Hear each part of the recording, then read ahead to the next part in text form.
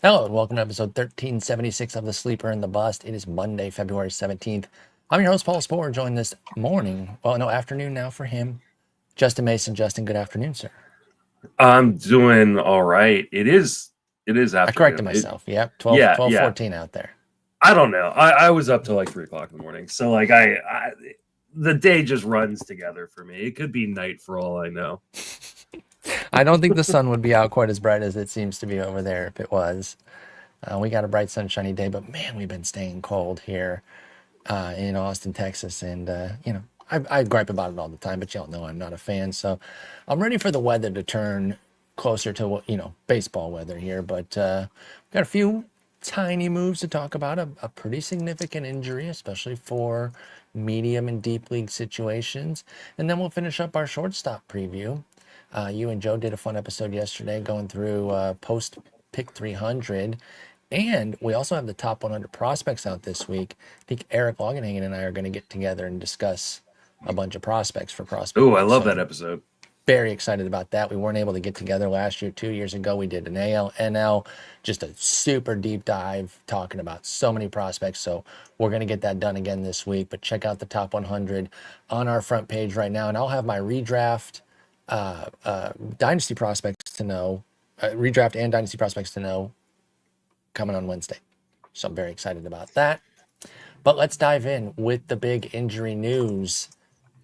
And you can kind of take shots and say it's not surprising because this guy has a health history that has been problematic, and it's Frankie Montas is going to be out. He's shut down 6 to 8 weeks with a strained lat.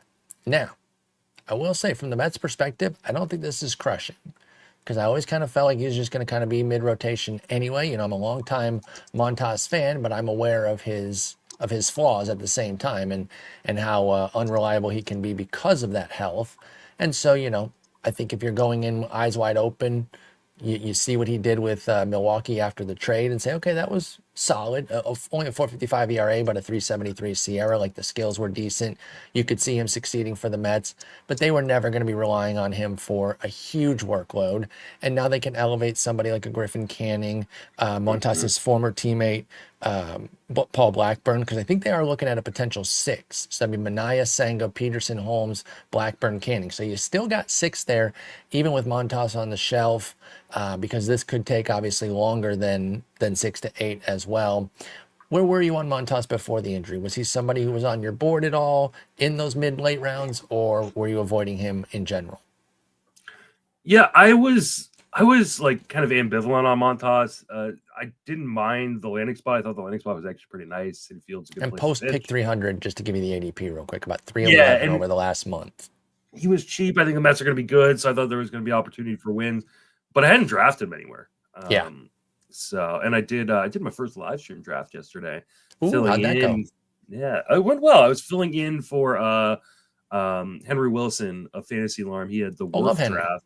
Yeah, so he wasn't able to make it, so he asked me kind of last minute if I'd fill in. And I went and did it. But Montas wasn't even someone I was looking at, right? Like, he just Mm-hmm. not someone I was that interested in. I think he's one of those guys, like, if he falls a good amount, like, yeah, like I could have taken the gamble. Now, completely off my board. Completely off the board. 6 to 8 weeks off rip. Shouts to Colette. We're adding a couple weeks onto that. I'm looking at 8 to 10 in my mind. And that's just a no-go for me. There's no draft where I'm even interested. Yeah. And I would even go so far as to say even one with a bunch of ILs. Because again, we Yeah. already had expectations that weren't sky high. Because even in that Milwaukee sample, the big issue or the big positive was that his strikeout rate had pushed way up from when he was with Cincinnati. He went from 19 to 29. That was really the key driver to his success. He actually allowed more homers as a Brewer, 1.4 to 1.6, and he still had the 10% walk rate. So it wasn't all roses and butterflies over there for Montas. Like I said, I am a long-term fan. I root for him, but that doesn't mean I draft a guy just willy-nilly all the time. And at this point, he was a back burner kind of guy, and now he's fully off. So I recommend taking him off your draft board. Maybe an NL only with unlimited. You take the spot if it's just a super crazy deep league, but that's the best I could possibly do. Let's shift over to his former team, the Athletics. A little bit intrigued by this move because I've been a longtime fan of this guy. They signed Luis Urias, and it's looking like we're penciling him in. It's a major league deal, and we're penciling him in as their third baseman right now. pushing, I guess, Gio Urshela to the bench on roster resource. Now, that's not set in stone. That's what Jason Martinez over at roster resource thinks. But like I said, I'm a fan of this guy. I think he was he hurt slash in the minors last year? He played 41 games Minors. with Seattle and then 77 in the minors. Okay, so not necessarily hurt, but just in the minors. I still think he's kind of a decent player. He's 28 years old, and I think with an opportunity, he's going from the minors to the minors in terms of park, right? He's going to a minor league park anyway. I don't know. I think it could be right now. Let's be honest. Since 2023, Urias is hitting a hot 193 in his last 286 plate appearances. We have to acknowledge the flaws there, but an 11% walk rate gives him a 324 OBP, so he knows the zone a bit. He's hit some homers in the past, 23 back in 2021, 16 in 2022. Is there anything here for those deep leagues, your DC types and things like that? No. You don't think so? I mean, I think so. I think you just love Urias. Like that's definitely true. I cannot deny that. I think he'll probably end up spitting. He's probably end up splitting time with Urshela. I think this probably makes them both undraftable outside of DCs. And that's exactly where I'd take him, to be fair. Yeah. I'm deep in one right now. Greg and I finished ours over the weekend, and I'm in one right now with with Arizona Falling Speakers, and we are at pick 684. And frankly, if he makes it to my next pick, I'll take him. But obviously, when news crops up, sometimes guys go, and if there's anybody else that is moderately interested, I think a pick past 650 is definitely the time to take somebody like that if you have any shred of interest in them. Yeah, I think for me, one of the things it does is gives Sacramento, whatever. Not even that. Athletics. You got to call them only by their last name, apparently. The Sacramento Athletics of Las Vegas via Oakland is what I've been calling them. I think this gives them just more depth, which I will say, like, hey, if Zach Geloff struggles, Urias can play second base. Right. And so, he and Urshela, like, those three can kind of move around now, and it does put a little bit of pressure on Geloff, even though he's a young up-and-coming guy.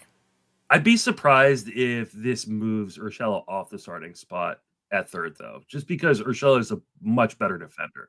So he is a better defender, but I think even with the sub 200 average, which is wretched, still think Urias might be the better hitter. I don't think he's younger. I think they're probably about the same. Why wouldn't you take the shot on the guy who's 6 years younger? If you're Oakland, neither of these guys neither of these going to be part of the next good athletics team, so I don't think it really matters. Honestly. That next good Oakland team is going to be, God, I said Oakland again. That next athletic team is going to be this year, led by Luis Urias. How dare you? All right, this is another move that, I'd have more intrigue in if it was at the outset of next year, perhaps, because this guy's going to miss most of the year. But if he comes back at the end of the year and does a little something with them and they re-sign him, then I'll be hyping it up. But for now, I just want to make everyone aware. John Means to Cleveland.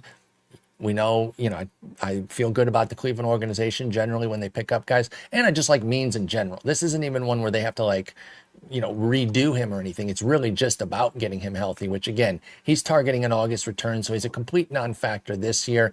Just wanted to bring it up since it is part of the latest news. Anything there with Means? Do you think he'd be somebody that you might be interested in down the stretch if he does come back in August for 5-6 starts, or maybe a 2025 situation? Any scenario where you have any intrigue in Means right now? He did throw 21 innings last year, and they were pretty good, but it was 21 innings and his elbow popped. He had DJ. Yeah, I think 2026 is where I'm going to be interested in John Means, especially in Cleveland, which is such a good place at working with their pitchers. So. But 2025, I don't really think I care. Yeah, exactly. Because again, out till August, I wouldn't even do it in unlimited ILs. Why? I guess if it's your last pick, and again, you guys draft like 800 players or something like that, but that's such a niche situation. There is an option for next year. If you're wondering, like, they didn't just sign him for 1 year to let him recover and pitch for 2 months. There is an option that can be worth up to $7.5 million. So if he looks good down the stretch for Cleveland, I think they will bring him back. And then again, 26, that's when Justin and I will start to have some hype for John Means. But as it stands right now, non-factor for this year. So that's just catching up on the news. Bunch of little tidbits right now. We're not really going to get much else. Is every prominent free agent now signed with Pivetta and Bregman? Is anybody else lurking? Think so. Let me double check. I think that quick. covers it. I think we're pretty much. I think like we're just anybody looking that would have like fantasy heat. Let's see. I mean, Jose Iglesias, Andrew Heaney. We're looking at the same thing. The free agent. David Robertson. Yeah. Oh, Robertson, I could see being brought into close somewhere still. Our boy Kyle Gibson. Yep, I could see him. Lance Lynn was interested in coming back as a closer. That'd be kind of hot. I might actually be intrigued by that. I know we're long-term fans of him too. So yeah, a couple guys, but nothing that's really moving the needle. And I forgot that Quintana was still unsigned, so I could see him filling in for like a pitcher injury. Mark Canha. Canha, always interested. Justin Turner. Could you see the Mets turning back to Quintana with the Montas injury, perhaps? Oh, absolutely. I think that'd be the perfect fit. So maybe I think we could see that. But yeah, Brendan Rodgers, your favorite player. Yeah. No, a few guys that could still make some news if and when they sign. Verdugo, I guess, that's actually kind of a relatively big-ish name that is still out there. Craig Kimbrell's still out there. Yeah, and we know how capital C closers are. Like, he could still land somewhere where they would give him an opportunity. So yeah, a few guys that will probably trickle in over these next couple weeks as spring training is getting started and injuries are popping up, and they're going to fill in, and obviously we'll cover that as they come. But let's finish up our shortstop preview. We have tiers 6 and 7, and then kind of if you have anybody else after that, 7's pretty deep there with a bunch of guys. And we do have a bunch of guys that we discussed at second base, so we'll be quick with them. But the first two in tier 6 we did not, because they're shortstop only, and that's Carlos Correa and Trevor Story. Big time injury guys. Then we got Nico Hoerner, Willie Castro, and Tyler Fitzgerald, all three discussed at second base with Hoerner. The health update was positive on February 10th. We liked him okay when we discussed him at second base. Willie Castro, we had some concerns about his second half slowdown of stolen bases and said be careful there, but he is a really nice utility guy with a ton of positions. And we really trashed Tyler Fitzgerald. You, as a Giants fan, watched him in outside. I think you said something like 72% of his production was that hot 2-week period or whatever. Yeah, it was crazy. Something insane. Like, it was insane. Like, he was just out of that world for that, it wasn't even a month. It was like 3 weeks or something. It was like 2.5, 3 weeks of being God. Yeah, and then he was terrible before and then terrible after. So a lot of people picked him up and missed the majority of that goodness and then ate the rest of the badness. So let's talk about two guys who have been superstars. And the first guy was a superstar in his limited sample last year. Carlos Correa's 86 games were fantastic. 155 WRC plus, 14 homers, 54 ribs, 310 average. But again, it was 86 games. And, that's after 130 something the last 2 years, which you could deal with. But down at 86, obviously, that's a ton of missed time. And then Story only got back for 26 games last year, hurt himself diving, 2 homers, 6 steals, a 101 WRC plus. Let's start with Correa, because again, he was brilliant in the time that he played, but we are still always kind of questioning what are we going to get. I think you got to have a projection that's probably around a 125, 130 game sample. Where did you come out with Correa?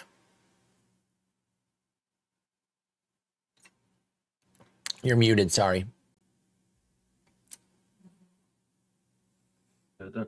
Yeah, I should really open up my projections before the podcast.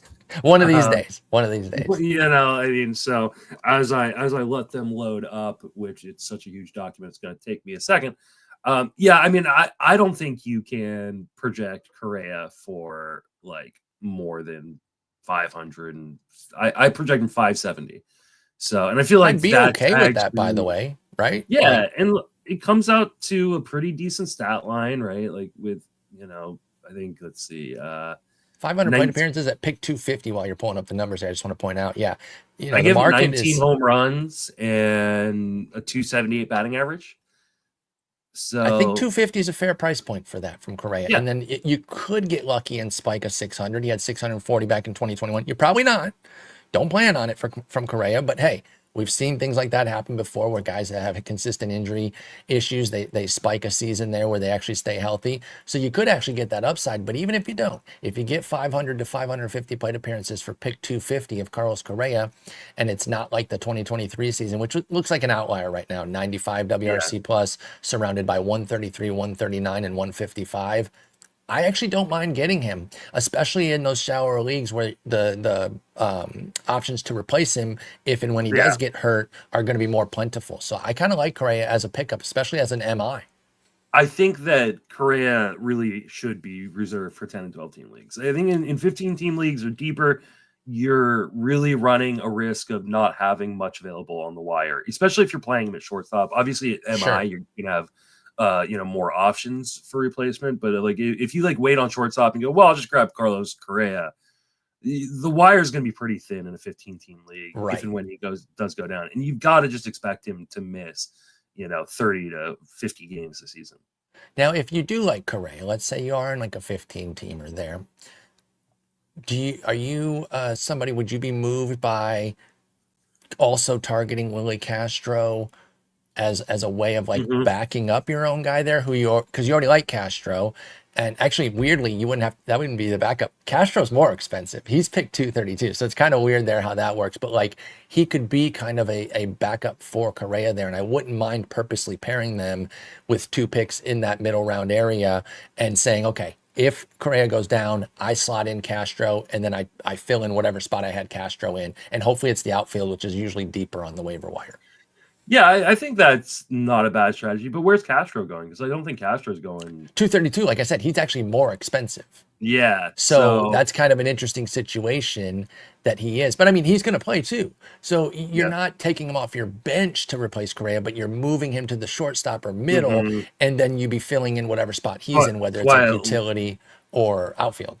Yeah, that's why I love those guys with double, triple, quadruple eligibility. It's like I'm a sucker for him. Yeah, it just makes everything so much easier when the injuries inevitably happen. So keep your head about you with Correa. Keep your expectations light, and I think you'll get what you want there. Trevor Story is a little bit of a different situation here now, because we're looking at 3 straight seasons of sub 100 games, 94, 43, 26. Injuries have just ravaged him in Boston. He's been, pretty mediocre when he is playing. I mean, he was a total washout in 23 when he played 43 games with a 48 WRC plus. But again, we can kind of rinse that away and say, I'm not going to hold that against you too much. But even the 2 years surrounding it, 22 and 24, are 100 and 101 WRC plus. What can we get this year? I think he's coming into spring healthy, yes? As far as I know. Does that encourage you on Story at all? Here's the thing. I don't even know what Trevor Story is anymore. That's the tough part. It's been 3 seasons since he played 100 games in a season. Yep. So, and then you have 2021 when he played 142 games, but then you have the 2020 season. So he's only, obviously that was a 60 game season. He played almost every single game. Mm-hmm. But like, I just don't know what he is. Like, he in his brief samples over the course of the last 3 years, he's sometimes shown power. He's sometimes shown speed. Yep. And he did finish on the field last year. So he is coming in healthy. That's good. So that helps. And the underlying contact skills were good. He, wasn't very patient at the plate. He was, swinging outside the zone quite a bit, but still managed a 10% walk rate. Well, that's interesting. Mm-hmm. So I don't know. He was a really, really difficult guy to project for me. And the hard part is, like, where do you project the plate appearances? Like, right. You got to be lower on him. You got to be. I gave him 502, but that almost feels like I'm maybe even being aggressive. Yeah, I think that is on the higher end here. You got some that push up. Actually, there's a wide range on our projection list here. You've got at the high end Steamer with 618, although I think that they might use, I don't know what playing time they necessarily use. On the low end, you got Zips with just 318. And then Zips with the depth charts. Yeah, we got 141 games for him. So that's where our projection is. You got the Bat at 472. You got ATC, which compiles a bunch of different projections at 470. So, I think you are a little bit on the higher end there. I don't think that's necessarily, something that you have to adjust. But I think you want to live in a 450. Oh, did you just spill? Did you see that? Yeah, I saw it. And then I could hear that something was in that can that you knocked over there. Sweet. Well, anyway, I don't know if you need to clean that up, but if you do, then I can take care of it. Okay. I'll just roll with wet pants for the rest of the episode. I am on yourself, right? Like just all over my crotch. Just like like there is half a can of Diet Pepsi. Oh, and I All tried to like over. nonchalantly, so I didn't interrupt the podcast. Like, No, I it's just picked it up. totally fine. I was like, that sounded like there was really something in there. And I Yeah. turns out there is. But anyway, the projections are in a wide range for Story. I think you really got to operate in like a 460 to 510 range of expectation there. And then as far as what you're going to get, it is a bit of a toss up. I think you can get a double-double, which most of these projections do have. But what kind of batting average are you going to get? You know, he doesn't have the Coors protection anymore. And that has really showed as a Red Sox, and not spare me with as a Red Sox. I hate when people say that shit. Drives me nuts. Anyway, as a Red Sox, he has a 232 average, Justin, with a sub 300 OBP. So what are we looking at there from a batting average standpoint? That's a really difficult question to answer again, because we just have not seen enough of him over the course of the last 3 years since he got to Boston. But you look at like his XBAs over the course of these 3 seasons. 2022, it was 221. In 2023, it was 210, and last year was 193. So Story has actually crushed his XBAs, meaning we might not even get that good of an average. He had a 373 BABIP to get that 255 last year in the 106 plate appearance sample. So one of the reasons why he's so low on my ranks is because I'm not giving him a lot of credit for batting average right now. I give him a 227. And I don't think you should. Yeah, I give him a 227 batting average in those 502 plate appearances, 16 home runs, and 19 stolen bases. So not a bad season. Like, if you are a punt batting average type of person, Trevor Story makes some sense, especially as you're like a 15-team MI. Do you like him at Correa's price point, though? He's basically the same price. He is the next shortstop off the board at 252 I think it's to Correa's 250. If you need speed, because Correa has not stolen a base since 2019. He ain't running. So, like, if you need any sort of speed, I think you go Story. If you need batting average, I think they'll probably have around the same amount of home runs. But if you need batting average, you go with Correa. If you need speed, you go with Story. I don't think there is a massive difference between the two in terms of overall value. For anybody watching the video, Shar is not dying. She just got a little too much heat, so I've turned the heater off and turned the fan on because, I was bitching about the temperature at the outside of the show, but it's actually up to 60 now. It was like 32 this morning, so we were running the space heater, but even I'm pretty hot right now. Hey, you good? Yeah, I'm fine. Jeez. Turn the heater back on. Leave me alone, Dad. Yeah, exactly. So anyway, finishing off this tier, again, it was Hoerner, Castro, Fitzgerald. We discussed them in more detail at second base if you want to go listen to that. Let's jump into tier 7, which is just kind of the rest of yours, and then I threw a few extra names on there that are having something of an ADP that we can talk about for super, super deep leagues. We do start with 2 more guys that we discussed at second base, Ceddanne Rafaela and David Hamilton, Josh Smith, Brayan Rocchio, Luisangel Acuna, Isiah Kiner-Falefa, Jose Caballero discussed at second base. We just basically said that we like his speed, but he's kind of placeholding for Kim. So, he's really risky this year. Jacob Wilson, Colson Montgomery, Brooks Lee, JP Crawford, Orlando Arcia, Trey Sweeney, Chase Meidroth, and then anyone else, which we can get to later. Let's take them in order, though. Let's start with Josh Smith, who actually had a really sneaky, solid season there for Texas last year. I haven't really heard much about him. Doesn't seem like people are out there trying to draft him because he's on the outside looking in between people returning and Jake Berger coming in, Jock Peterson coming in, and Josh Young getting healthy again. There's no real room at the inn. Is Josh Smith somebody that you like who could be a super sub for them or like a super utility? Or did we kind of see the best of him last year? Market has him at 408, so you don't have to pay a premium for the third stop eligible Josh Smith. But what do we expect here after last year's solid season? I think like he is a volume type accumulator that just doesn't have a volume role right now. Yeah, he got 592 plate appearances last year because he was filling in for everybody under the sun.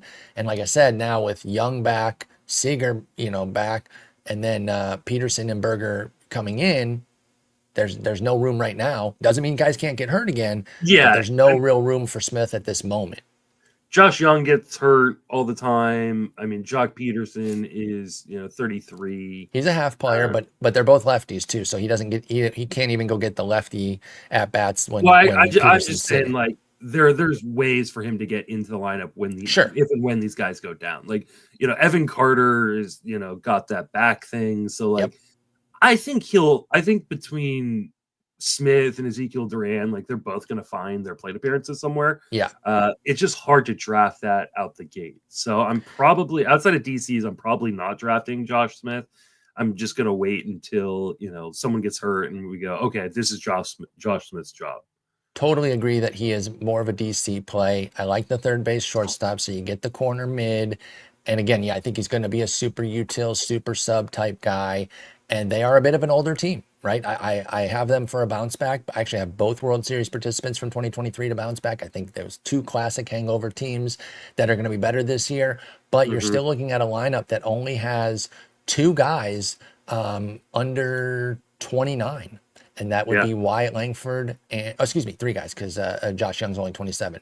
But you only got Wyatt Langford and Evan Carter, who you'd consider young. Everyone else is at least 27. And then you got a bunch of guys in your 30s. So Smith and Duran, like you said, will get their plate appearances. Duran will probably be Peterson's platoon and then bounce in for some other guys against lefties as they need. And then Smith will be kind of the first man up because he can play some outfield too. He didn't play enough to qualify. He played 4 in left, 1 in right.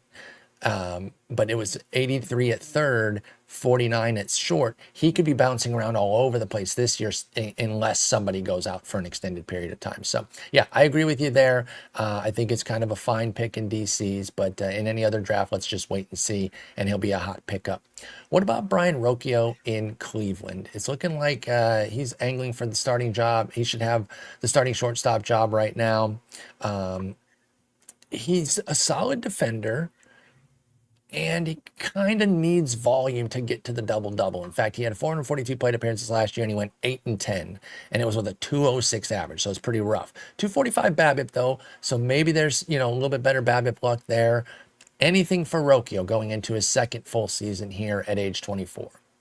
This is a end game pick in AL only, or it is a DC pick where you're just looking for a guy who's going to get a bunch of plate appearances. Your Correa backup. Yeah. At pick 444 or something.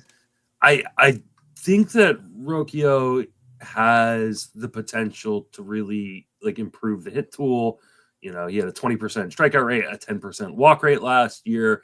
The reports from the minors have always been pretty good about where they thought the hit tool would come out. He made 87% zone contact, which is 2 percentage points above a league average. I think there's a good classic hitter here, but there's not much power. There's not much. I agree with that. You really need to see him play every day. I think he will, because I think you're selling his defense short a little bit. I think he's a very good defender. That's fair. I wasn't trying to just say he's mediocre. I think he is too. I agree. I think the shortstop defense will keep him there. He's got great range, and there's nobody really breathing down his neck. In fact, they don't even have a second baseman penciled in right now. So even somebody like Gabriel Arias, who's lurking, could play second. We got Juan Brito penciled in as their second baseman right now. They didn't have a backup plan when they traded Jimenez. Apparently not. And I know this guy got hurt, but why didn't they just keep Spencer Horwitz? Again, at the time he was healthy, so you could have penciled him in the second. I didn't like when they traded him right away there, but yeah, they got Juan Brito penciled in right now. Well, they've got a first round draft pick. Bazana, who's probably going to start the year at Double-A maybe, or High A. Because he had 27 games at High A, and he did well. So maybe they start him at Double-A, but that's still going to be a little bit of time needed in the minors. And that's going to be, like I said, it's going to be Brito and Arias kind of filling in there. But bottom line is I think Rocchio's job is safe at short. I think he can get that 600 plate appearances this year, in which case you're going to get kind of a boring double-double. 10-plus homers and 10-plus steals, nothing too much. And then if the average spikes, though, if he's more of a 250 type hitter, then that's fine, because it's pick 444, and I got no problem paying that. Yeah, I have him for 11 homers and 13 stolen bases with 223. Okay, so I think that's totally fine. Let's go to Luisangel Acuna, and obviously with all the moves that New York has done this year, he's on the outside looking in, but he could be kind of a super sub for them. Actually, we have him slated to start in the minors right now, which I guess makes sense. Yeah, because you want a guy like that getting everyday at bats. So I don't think you want a 23-year-old who's only playing once or twice a week. So even though he was in AAA last year for 131 games, it didn't go that well. He had a 69 WRC plus. That's what made his 14 game run so electric, because he filled in beautifully there, dropping a 166 WRC plus, but it felt pretty fluky. He needs some more refinement, does Luisangel Acuna. Do you like him in DCs or anything like that? And I know that he's had some outfield reps too that could be another avenue for him to get playing time. But what do you think of Acuna? I mean, I just don't know where the playing time comes from, at least out of the gate. Obviously, I think he does start the year in the minors, so he gets full-time playing time. And there's so many guys on this Mets roster that don't have options. Right. Of the guys that we have projected to be either in the starting lineup or on the bench, only 2 of them have options, and that's Nick Madrigal, who Acuna could take the Madrigal role, and then Francisco Alvarez. So you've got to wait for kind of an injury to happen. Now, Right. this is a team that's got some injury potential in guys like Starling Marte, right? And Jesse Winker. So it could happen, but I don't think you're drafting that outside of DCs, and even in Why is DCs. he so expensive? And when I say this Because price, I'm saying his last name's Acuna. I think that's probably right, because pick 387, again, expensive relative to the expectations. Well, and before they re-signed Alonso, it looked like it was going to be an open competition between him and Beatty for the third base job. Right? That's Vientos fair, because Vientos was over at first. That's fair. Yeah. Okay, maybe that's influencing it then. Let me see where he's going recently, if he's plummeted. My guess is he's dropped quite a bit, because I got some really 400s here. Yeah. 421, 431, 465. I do have a 376 on 216. He shouldn't even be going inside the top 500 right now, in my opinion. I don't think so either. All these guys that we've talked about so far today, I would rather have over Acuna, just because I'm with you. I don't know where the PT comes from, and I don't want to hold a guy who might get 125 more games at AAA on my DC roster. It doesn't do me any good. All right, so let's talk Isiah Kiner-Falefa then. Is he still out in Toronto? No, he's in Pittsburgh. He was leading off before they signed Tommy Pham. Yes, which, I mean, obviously Pham is a much better leadoff situation. He went from 1 to 9. Again, then that's just, Jason's reading the tea leaves and putting things together. But that's a huge hit for Kiner-Falefa, where as a leadoff hitter, even on a crummy team, you might just take the volume in a deep league and say, I'll take what I can get. But now he's going to be 9 on a lineup that is suspect, right? We've talked about how we have some hope for them to evolve, and we like the Pham move, and we like some of those young guys there, but they still have to show it. Kiner-Falefa went 8-11 last year in kind of a Rocchio type situation where he hit 269. So that's kind of what we were hoping Rocchio could be this year. He was much worse with Pittsburgh, though. He put up a 118 WRC plus with Toronto and then a 60 with Pittsburgh. Is that just small sample getting traded mid-season, or is that like a park change thing where you're like, he's just not going to be good there? What do you think of IKF as a Pirate all year? I think that park is just so hard for guys with like below average power, which I can't pass. And so I just don't think there's going to be a lot for him there. I liked him a lot better early in draft season when he was projected to lead off again, because he finished the season leading off. And I was like, well, he's going to be kind of empty everything except for runs. But like runs is one of those stats that kind of becomes harder and harder to get as you go on through the draft. So it makes a lot of sense. Now he's projected to bat 9th in that lineup. Yeah, I don't really care about IKF now. That's exactly where I'm at. In fairness, I didn't really care about him before, but I could see taking a leadoff guy, even on a crummy lineup, has some DC value. But a 9-hitter in a potentially crummy lineup, no thank you. Let's talk about the guy who's essentially replacing him out there in Toronto, then Ernie Clement, who gives me similar vibes, right? They're both utility types. By the way, IKF does have second, third, and short, so that's nice. But Clement has third and short, and he's going to be in Toronto playing third base. Like I said, gives me IKF vibes. Went 12-12 last year in 452 plate appearances with a 262 average. Does he do anything for you, Ernie Clement? No, not really. Between the two, because their price points are damn near the same, 365 and 384. Do you like one better than the other? They're both slated to bat bottom of the order. 8 for Clement, 9 for IKF. I didn't even realize Clement was going to be starting. A team like Toronto really should be, have a better, like they're willing to spend so much money on guys. Like, why not just go out and get Bregman? By the way, they should also be getting I mentioned like Verdugo being available. They have Nathan Lucas penciled in as their center fielder right now. Well, Their that's because bottom two. Varsho's hurt. Oh yeah. Never mind. So Right. Varsho's probably going to miss the first few weeks or month of the season, and then he'll be Right. My bad on that. But I think somebody like prospect Addison Barger or even Orelvis Martinez. Yeah. Yeah, Like, why I think aren't they these could guys push in the Clement. majors? Like, yeah. I'd probably go IKF just because IKF has a more concrete role, at least in Pittsburgh, long term than Clement. But I don't want either of these guys on my roster. I'm 100% with you. I don't want either, but if I am going to go with one, I think I take IKF, and he throws in the second base eligibility, so I will pay the extra because he is 20 picks more expensive. But who gives a crap? I'm not getting either of them. Again, Caballero, we already talked about. Jacob Wilson out in Athleticsville. Can't say the city, the city that shall not be named.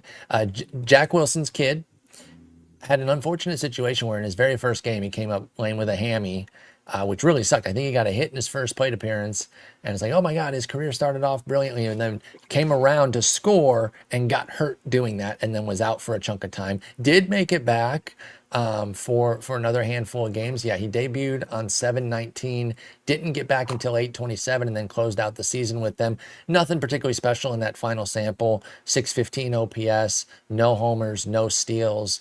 I'm not going to judge him too harshly on 27 games there, but do we like anything out of Jacob Wilson with the Athletics?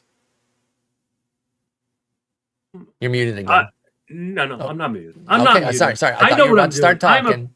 I'm going to dump another can of soda on my lap, and we'll just be, so we talked about Jacob Wilson yesterday on the podcast that I did with Joe, because we were talking about guys going after pick 300s for category targets, and that was Joe's pick for batting average. I think this guy can just flat out hit. He doesn't hit with much authority. Sure. So I don't think there's going to be a lot of power, and he doesn't run a ton. So I don't think there's going to be a lot of speed. Empty average. So it's really empty average. But if you need empty average in a DC or a guy that's probably going to play every day, which I think Wilson will, like, it makes sense. I just think in most like mixed formats that aren't DCs, he probably doesn't register. Yeah, I can't really go any deeper than that. He's picked 338. So, that's not that cheap for empty average. I think there's some guys around here I'd rather have. But if you land on Jacob Wilson, it's fine. Luis Urias is going like pick like 150 or something like right. that. So right. And so if you think he can hit 280, yeah, then that is, even as empty average, that can be worth it for Wilson. I'm guessing you didn't listen to the pod yesterday. Not yet. Okay. So Jacob Wilson is an insane zone contact hitter. I'm of course trying to find the stat that I read yesterday. So his zone contact number was 93.5% last year in the majors. That was tied for fifth in baseball. If he had been a qualified hitter, it would have been tied for fifth in baseball, right above Mookie Betts. Right? Wow. What do you think it was in the minors last year? Well, I know he had like a huge BABIP. So I'm going to say something like 96. I think he just went crazy. 95, 96. 99.2. Stop, dude. Like, that's crazy. He had a 444 BABIP.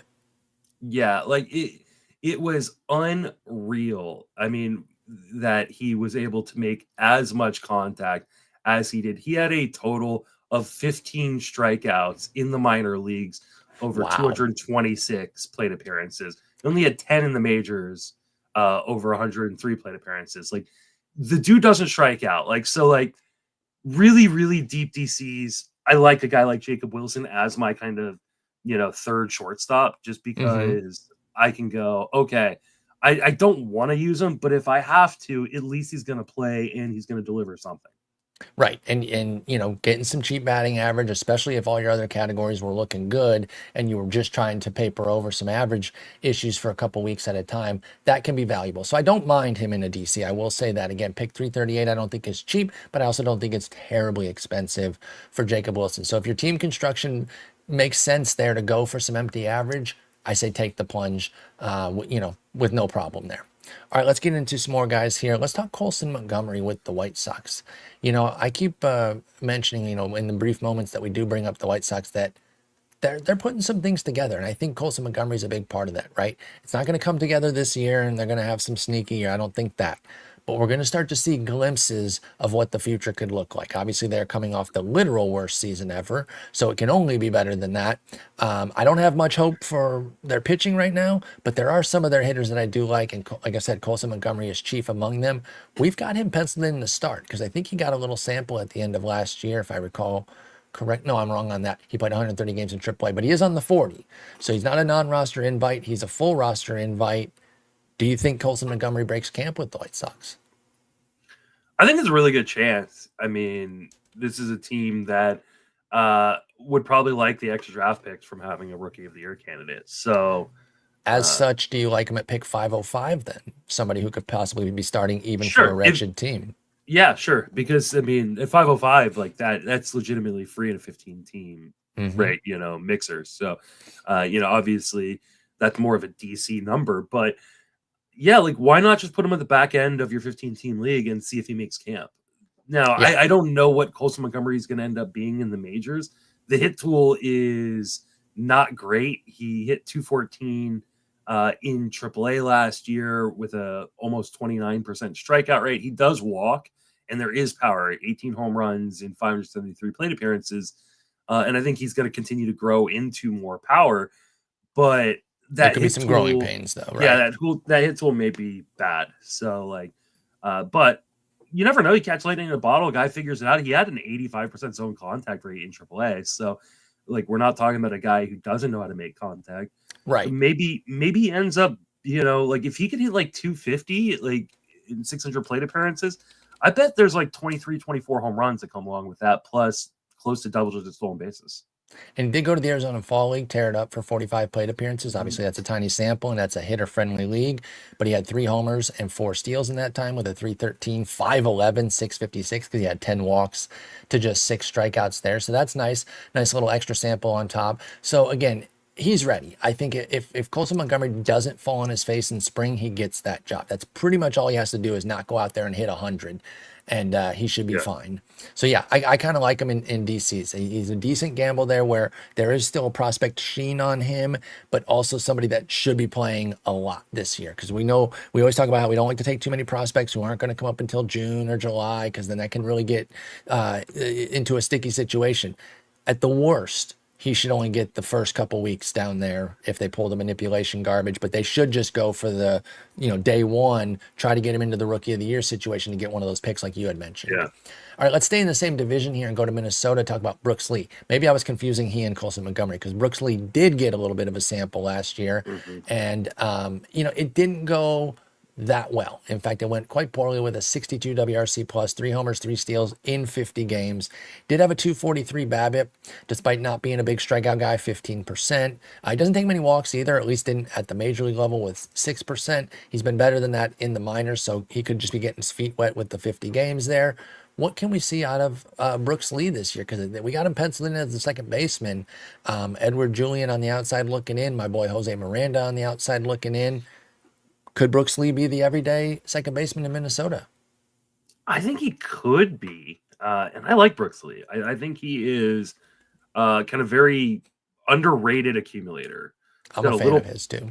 Yeah, he's got a little bit of pop in the bat, a little bit of speed. He had an over 90% zone contact number in the majors, which, is actually even better than it was in the minor leagues by a little bit. I don't think that he's a world beater by any stretch of the imagination, but if he can get 600 plate appearances, I think he could be I don't know, the Timu version of Marcus Semien, where he's just he probably puts up a 15-15 with a decent average, and just kind of accumulates on what should be a better Minnesota offense as long as people stay healthy. Well, as long as they don't fall apart either, which again, obviously, I loved that. Well, I think as the a Tigers fan, I think the health for them was one of the main reasons for sure. Fall off. Yeah, I mean they're losing. We talked about Correa being out. Royce Lewis, of course, missed time. They lost guys. Other guys fell apart, and it was just one of the most epic collapses that you've seen in a long time. And that's part of why. I know we've given him a few pot shots for not really doing much this offseason. Part of me does get it because they do have a team that they're bringing back that is pretty complete. I still think they had a few areas where they could have made some moves and not only have Harrison Bader and Ty France be like literally their only moves this year.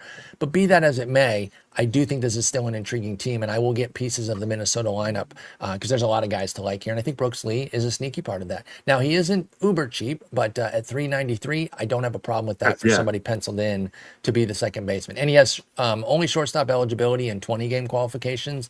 I don't know if he played any second base last year. I'm looking it up right now for Brooks Lee. He played 11 games, so he'll qualify in Yahoo. He's also qualified and at third base.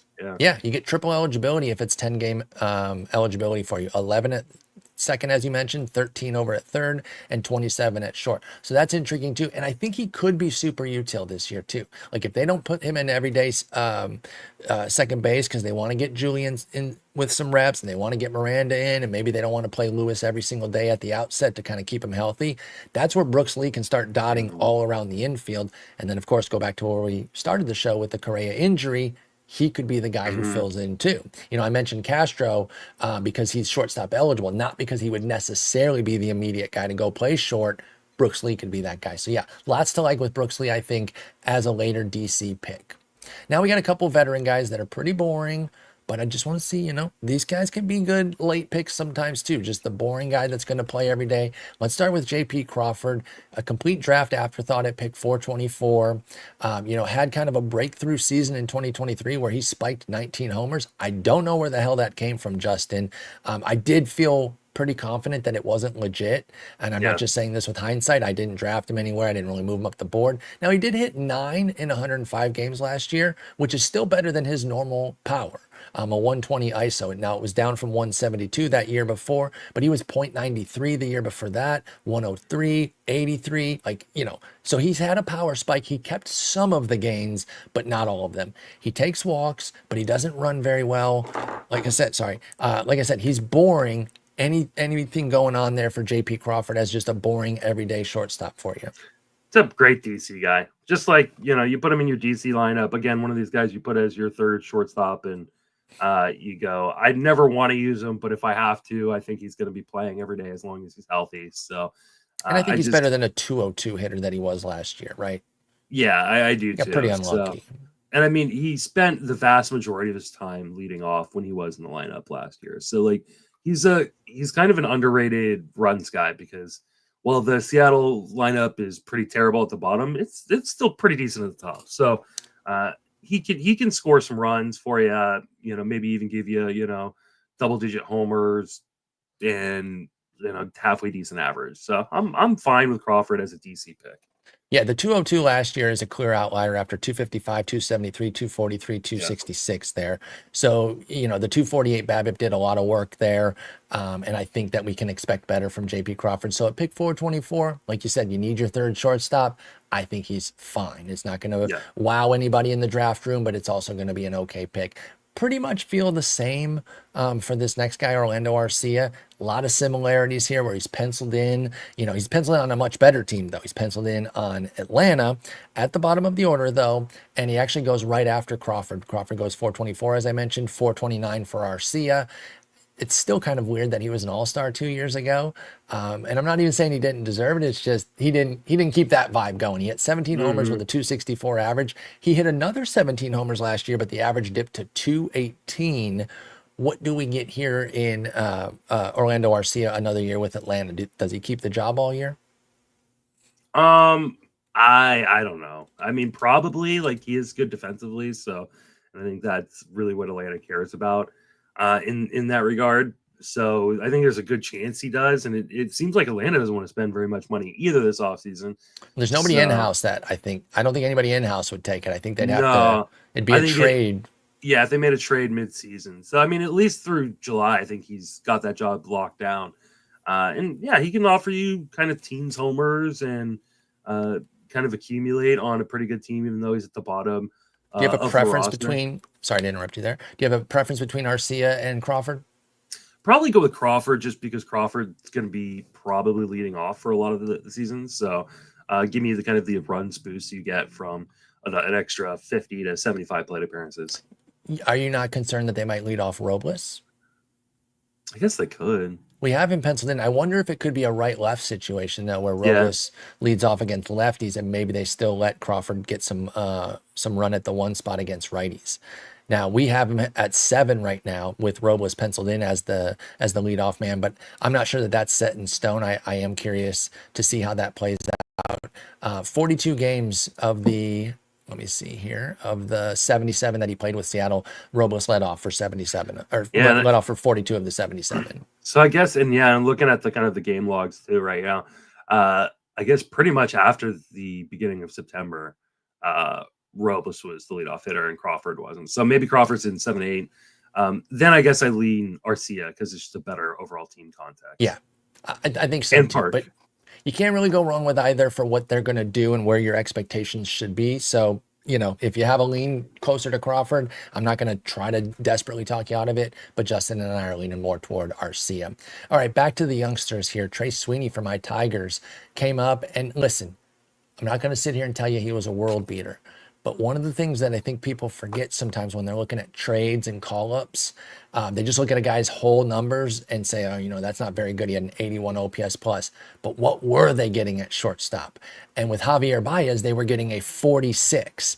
So they basically got double their production there, even though, again, it was not amazing at an 81, but it was still an upgrade for the Tigers. Like he had some clutch hits too, and he had some nice defensive plays. So he really did add. He ended up with 0.7 WAR in those 37 games. And as somebody who watches the Tigers every day, it was a clear upgrade off of what they were getting at short. What can he do now with his first full year? Came over in the Jack Flaherty deal, which I love, by the way, that we got Lorenzo, Sweeney, and now we got Flaherty back, baby. Let's go. What do we think from Sweeney here? Do you think he's a full-time guy, or are they going to get Baez in against lefties, do you think? And can Sweeney deliver if he is a strong side platoon guy? Yeah, I just think that this is going to be a platoon situation with Baez, and I just don't know that Sweeney has the type of tools that really carry over. I think he really needs to be an everyday player to accumulate in a way that makes him viable for fantasy. So Right. unless we see some reports like, hey, no, Sweeney's going to play every day and Baez is going to be a utility guy, Baez is going to come off the bench, it's just hard to believe that the Detroit Tigers are going to do that considering how much they're paying Baez. So, well, and I think if for he's me, healthy, go ahead. I'm sorry, finish. I was just going to say, I think for me, I'm staying away. Yeah, I think they're still going to try to get something out of him, right? It's a sunk cost and all that, I understand, but we know teams, they don't just subscribe to that. They don't just cut their losses. They're going to try to get something. If he's healthy, if Baez is healthy, he can still be a quality defender. And I think he could still maybe do a little something against lefties.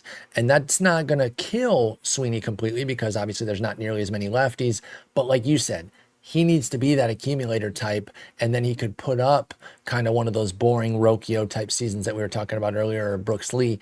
But I don't think he's going to get the 600 plate appearance opportunity to do that. So it's kind of a ho-hum boring thing. If the Tigers got 6 righties coming up, I could see picking him up in a 15 or an AL only for pockets at a time. But that's the best I can do right now for Sweeney. I'm glad that the Tigers have him. I like him as a real life player, but I don't think that the fantasy impact is there just yet. Yeah, I agree. All right, let's go out to Arizona and talk about 2 of their guys. The guy who's a bit more of a veteran, although he is still relatively young, Geraldo Perdomo at age 25. But now he's got Jordan Lawler breathing down his neck. Let's start with Perdomo. He's a guy I've liked. But I fully understand his shortcomings. He did have his best output last year in 98 games, did boost up to a 101 WRC plus, up from 98 the year before. He will give you a little bit of speed, 9 out of 10 steals in those 98 games. He had 16 out of 20 in the 144 games the year before, and he boosted the average quite a bit from 246 to 273. I think he can be kind of like a 260 double-digit speed guy, pretty boring there, but I do question if he can get all the reps this year because Lawler is indeed lurking. So what do you think of Geraldo Perdomo before we get into Jordan Lawler? Yeah, I think the real question is like, when is Lawler going to be ready? Like, so I think this is Perdomo's job for the time period. Like, as long as he's healthy, I think he's just going to accumulate until Lawler comes up. Mm-hmm. But I think, we got to figure out what the health situation is on Lawler. and whether or not he's going to be ready. But I think this is just a seat warming situation. So I'm not really drafting Perdomo anywhere this year. Yeah, I can't really push back on that and say like, oh, you should absolutely be doing that. I think it's going to be a situation where, like you said, Perdomo's going to have the job to start. I don't think Lawler's going to break camp unless he just goes out and goes absolutely berserk and just forces his way in, which we've seen guys do. And we see that a lot more these days than normal. But I'd be surprised if that happens. He only had 12 games at AAA. They were amazing, 156 WRC plus, but who gives a shit about a 12-game sample? And overall, he only ended up playing 23 games in the minors last year. So it was kind of a washout injury season for Lawler. That's why you brought up the health piece. He's looking healthy and good, but even the most recent report that I'm looking at on RotoWire here from Alex Weiner of Arizona Sports says that he's unlikely to win a bench role during spring, because that's another guy like Luisangel Acuna. Actually, he's better than Luisangel Acuna, but what we said earlier about him was you don't want a guy like that playing just 2-3 times a week. That's what I mean by that comparison there. And Lawler's a guy like that you need playing every day. So yeah, you know, Perdomo NL only if you go in eyes wide open thinking that you're getting 2 months out of him. I could see it, but other than that, I'm not really chasing it, even as somebody who really likes him, because I just think that there is a bit of a time limit on him this year. Yeah, and I just think Lawler, as long as he's healthy and like is like kind of looking good in spring, like I think there's a real chance he breaks camp with a team. So like, you think so? I mean, this is one I of their don't think so top without prospects. a full team though, or without a full-time spot. No, I think he could just take that full-time spot. Oh, you think he just rips it from Perdomo? Okay. If that's the case, again, if he goes blazing in spring and hits 7 homers and a 4.10 average, you know, all that sort of stuff, if he goes Volpe on it, I can get behind that. Lawler, but I think he has to do that. Lawler is a much more explosive bat. He's got speed. He's a better defender. Like I think like Lawler is the future in Arizona, and I think Arizona is looking like the future is now. So plus like they can compete for those Rookie of the Year picks as well. It's also true. So, like, if Lawler is healthy and looking good in spring, like I'm not going to be surprised if Lawler is the dude who kind of takes that everyday shortstop job. But that's the only way he breaks camp, in my opinion. Like I said, I don't think that they're going to let him be a bench guy. He needs to be playing every day. So, yeah, monitor him during spring. Let me give you the price points on those guys, by the way. Perdomo is pick 455. So if you do take him for that short period of time, it's fine or whatever. Lawler, meanwhile, is pick 354. So there is some aggression there. Are you drafting Lawler in any DCs? Like, what are you thinking? 4.5 months, 4 months, 5 months? What do you think? What kind of time frame you think you're going to get? And would you pay that 354 price point on Lawler? I think I might pay that. I have not paid it yet. And I'm not playing any DCs this year, so it makes it a little bit difficult because, like, for me, like, I wouldn't mind taking the gamble if I could get him around like 370 or something like that, and then knowing that I could drop him coming in, prior, in a regular fab league. So you prefer a league like that where you could take the gamble even in like a main with one of your last 2 or 3 picks, and then if he doesn't break camp, like you're saying, you cut Lawler and you re-rack for later. I think that's probably the right way to play it, just because he is a big question mark right now. But I do think that as long as he's healthy, and we'll know by the time we get to like those March drafts, right? Whether he's healthy, like I think you should take the gamble, because I think this is a guy that's going to be up by May 1st. Okay, I think that's totally fair. He is an uber prospect, and there's a lot of hype for him. And hey, I got to say this, from a real life standpoint for the D-backs, having Perdomo as a backup is pretty nice. Like, that's a good backup contingency plan there. Ketel Marte is not the healthiest guy in the universe, and he can play second and short. So like, that's a good utility guy to have on the team there. So that would not help his fantasy purposes, of course, but it's not bad from a real life standpoint. All right, I saw this guy getting taken here. And a guy named Chase Meidroth. He was part of the Garrett Crochet deal. He's kind of a secondary piece there. I think Kyle Teal, Brayan Montgomery were really the headliners, and then Wilkerman Gonzalez and Meidroth were the secondary pieces there in that deal. He's a non-roster invite, so he's not on the roster right now. So he's got to fight for his spot. Is there anything here with Chase Meidroth coming over from the Red Sox to the White Sox Do you see any fantasy juice there? Because he is getting drafted with some regularity. I've been in a good handful of DCs at this point, and he's a late pick. He's one of those 40-something round guys, 626 ADP, but he does keep getting picked. Do you like Chase Meidroth at all? I mean, not really. He's more of an accumulator dude, and I just don't know if they're going to give him a role straight out of camp.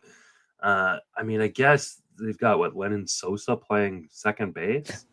So maybe. So. But like there's no real carrying tool for fantasy. Like there isn't very much pop here, and there isn't a ton of speed. Like I think he can just do a little bit of everything on a really bad team that you don't know if he's actually going to get full-time playing time. So for me, I'm not super interested in Meidroth, but Meidroth's carrying tool is his 19% walk rate at AAA. So if you're in an OBP league, that's a carrying tool. But if in regular leagues, it's not necessarily a carrying tool because yes, it'll put him on base more to steal more and maybe score more, but you're not going to score a ton in Chicago. Yeah. I'd be more interested if he was on the roster. Instead, I do prefer somebody like a Brooks Baldwin. Who I'm open to drafting in that same 600 type range in a DC. And in fact, I've already done that a couple times this year. So yeah, that's where I go with it. Again, that's a super, super deep play. Maybe just know the name in case he comes up. And then we'll go to his old team there, Boston, and finish up with Marcelo Meyer before we get into the anybody else range there. Marcelo Meyer now, there's no room at the end, right? Christian Campbell was somebody we talked about at second base who was getting some hype. Bregman obviously throws a huge wrench into that. Now, we did open the show talking about Story and his health, though, and so that would be the obvious avenue. But what are you thinking about Marcelo Meyer coming into the year right now, given how crowded things are there, and he's not on the 40-man? It's funny because, like, I think Meyer was the guy that everybody was really excited about last year. Like, hey, like, this is a top-tier prospect. He's almost ready. And now everybody's not excited about him anymore. They're excited about Christian Campbell. Like despite a huge season, 77 games only, so he missed some time, but he was excellent at AA, 142 WRC plus for Marcelo Meyer.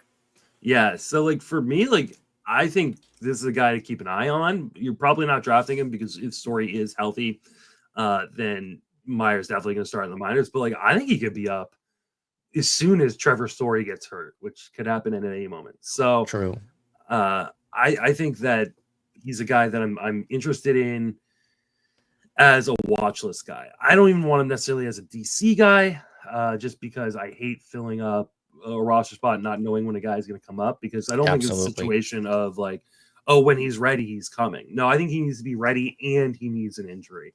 And if he spent 4 months in the minors, I wouldn't be that surprised because they got guys for days. Because you know who we didn't, I don't even think we mentioned him at second base. I'm looking right now to see if he played any short anywhere last year. No, but I don't even think we mentioned Vaughn Grissom, who again was like on the hype train last year. We mentioned Campbell. Like there's a lot of guys taking those middle infield spots there.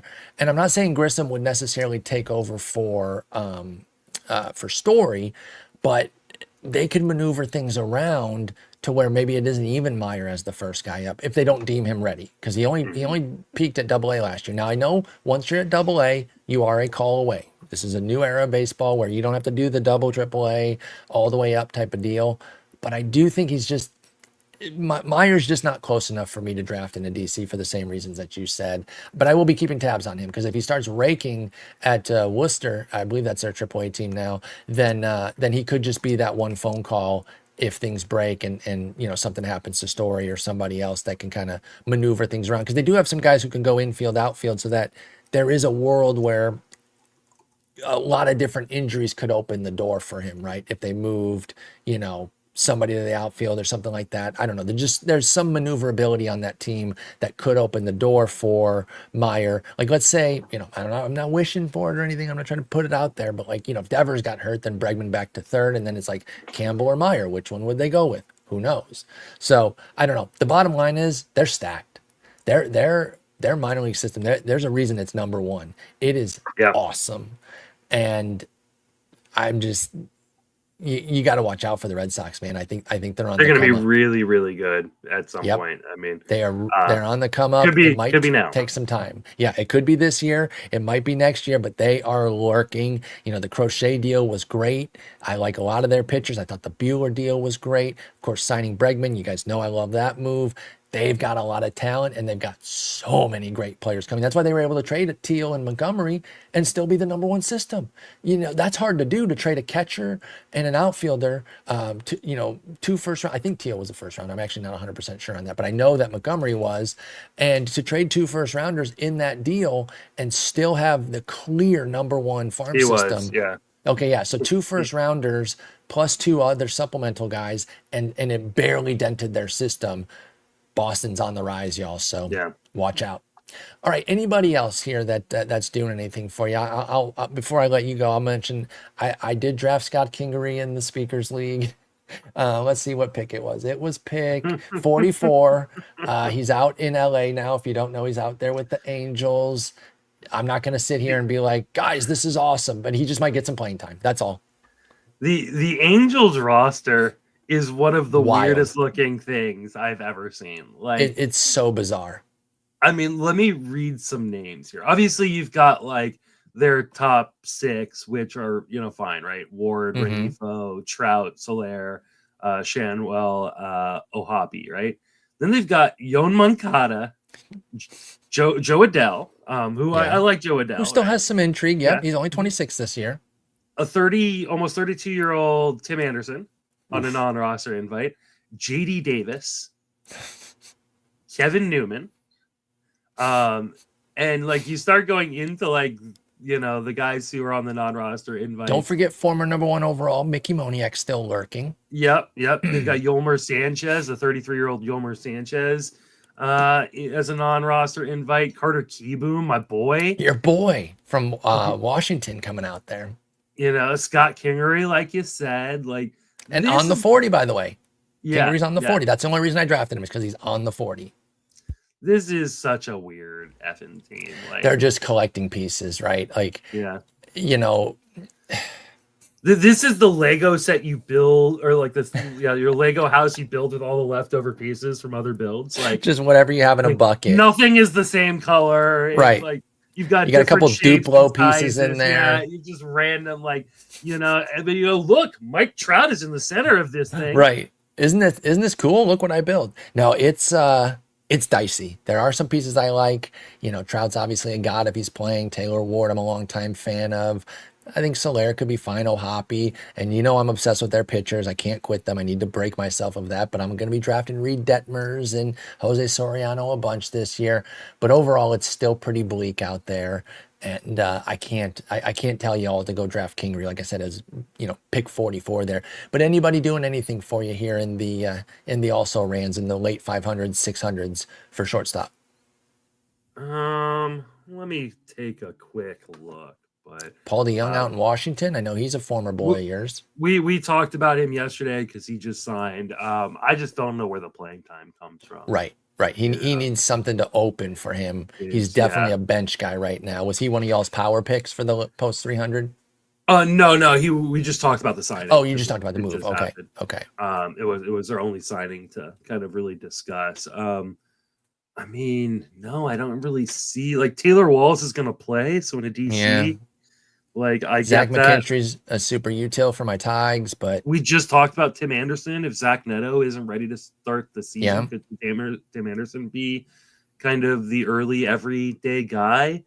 Nicky Lopez signed a deal in Chicago with the White Sox. Like, yay! Like, Spencer Walcott is a top tier prospect for the Rangers. He just might not be ready yet, but like, dude can mash. I don't even know if he's not ready. I just don't. Sebastian Walcott. Did you say Spencer or did you say Sebastian? Oh, did I say Spencer? It is Sebastian. Did I say Sebastian Walcott? I think he's gonna be ready fairly quickly. The problem is I don't think there's any room for him. Like, but he'll be lurking. So, you know, if an injury strikes there. He only had like 24 plate appearances AA, so he's probably gonna start the year AA and. Yeah, maybe more of a mid-season, end of the year guy if there's an injury. But like again, he's going to need an injury plus be ready. So, other than that, I don't really see much. Nah, there's not a lot. I think we covered the depths here. Marco Luciano, is there any room at the end for him in San Francisco? I know he was a big time Uh, prospect for y'all at one point. yeah, I don't think so. No, well, here's the thing. I don't believe in Tyler Fitzgerald. So Right, if right. We've been pretty harsh on him, so I guess that could be the avenue then. I think that is the avenue. And I think they also said that they might try him out in the outfield. Okay. Luciano has just never turned into the guy people thought he was going Nope. He really. In fact, there was that trio there. Elliot Yeah. Ramos, Luis Matos, and Marco Luciano were supposed to be y'all's next big thing. Ramos actually showed some things last year that gives me some hope for him. I like him. He ripped 22 bombs. I'm pretty. So I don't want to lump him in with the other two, but Matos and Luciano have just not developed to the level that they were expected to. They are both on the 40 though, so Luciano at least is on the roster if and when something opens up for him. Yeah. And that would be like your last pick in a DC. He's literally 728. So if you wanted him, that's what you could do. But yeah, I don't really see anybody else. Like I said, I think we've covered everything pretty well there at shortstop.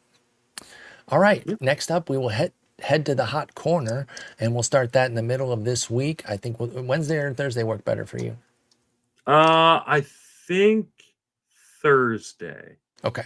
Okay, well, we can make that official offline there as far as what time, but look for that on one of those 2 days there, probably Thursday, and then back again Friday, and we'll get the first two parts of third base. Until then, though, I'll talk to you later. Take it easy.